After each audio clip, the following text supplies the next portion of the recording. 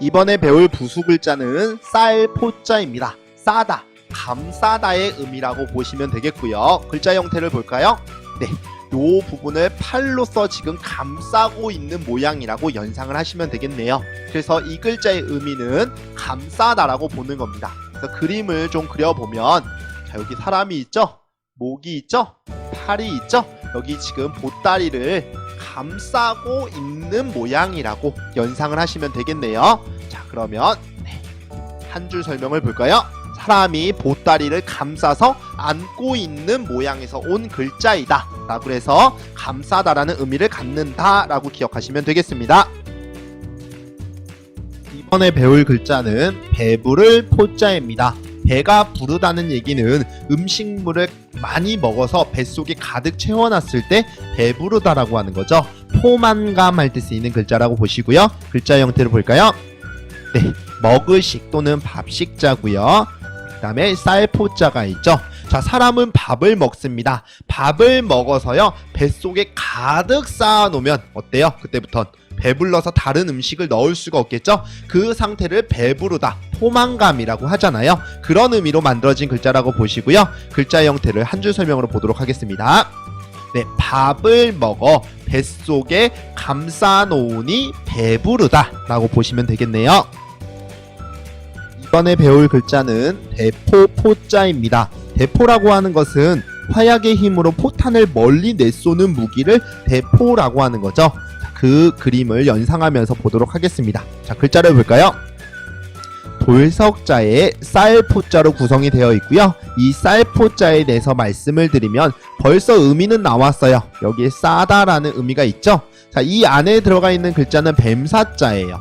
자, 뱀을요, 우리가 손으로 잡으려고 잘못하면 물릴 수 있겠죠. 그래서 이 뱀의 머리를 우리 자루 같은 걸로 먼저 싸야 된다라는 의미에서 온 글자라고 보시면 되겠습니다. 그래서 이 글자는 쌀포자고요. 그 다음에 돌이 있죠.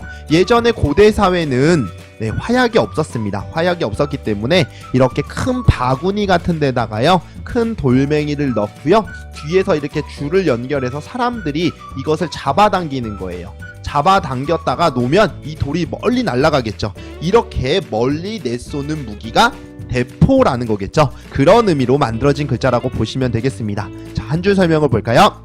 돌을 감싸고 있다가 멀리 내보내는 무기가 대포다 라고 생각하시면 되겠네요.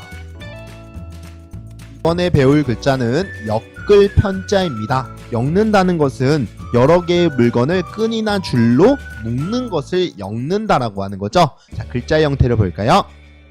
실사자가 있고요. 네, 지포자가 있고요. 이 글자는 책자입니다. 상형 글자에서 온 거고요. 그림으로 표현을 해드리면 이렇게 쓰죠. 이렇게 생겼는데 이거를 그림으로 그린다면 이렇게 책이 꼽혀 있는 모양이라고 연상해 볼 수 있겠죠. 책자고 상형 글자라고 보시면 되겠고요.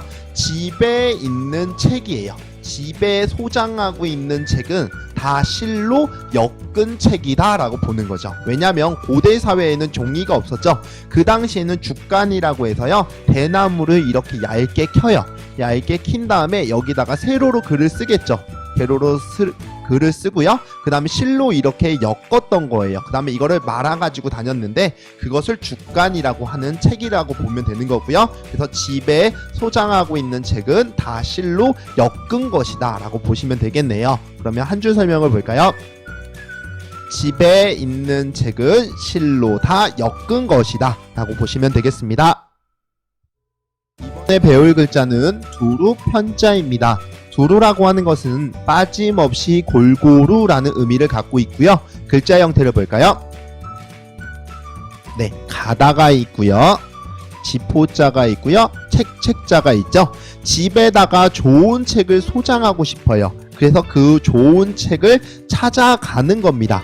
그 책을 찾아가는데 어떤 서점에는 그 책이 있고 어떤 서점에는 그 책이 없을 수 있잖아요. 그러니까 여기저기 빠짐없이 두루 다닌다라고 보는 거예요. 예를 들면 제가 자기계발서를 하나 보고 싶은데요, A라는 서점에는 그게 없어요. 그럼 포기할 수 없는 거잖아요. 또 B라는 서점을 가보고 C라는 서점을 가보고 D라는 서점을 가봐야 되겠죠. 이렇게 빠짐없이 골고루 다니는 것을 두루 다닌다라고 하는 겁니다. 자, 글자 형태를 한 줄 설명으로 볼까요?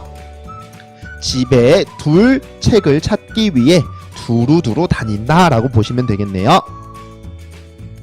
이번에 배울 글자는 치우칠 편자입니다. 균형을 잃고 한쪽으로 쏠리는 것을 치우치다라고 하는 거죠. 그래서 우리 한쪽으로만 음식을 먹는 걸 편식이라고 하는 거고요. 한쪽으로만 이뻐하는 걸 편애라고 하는 거잖아요. 그때 쓰이는 글자고요. 자, 글자 형태를 볼까요?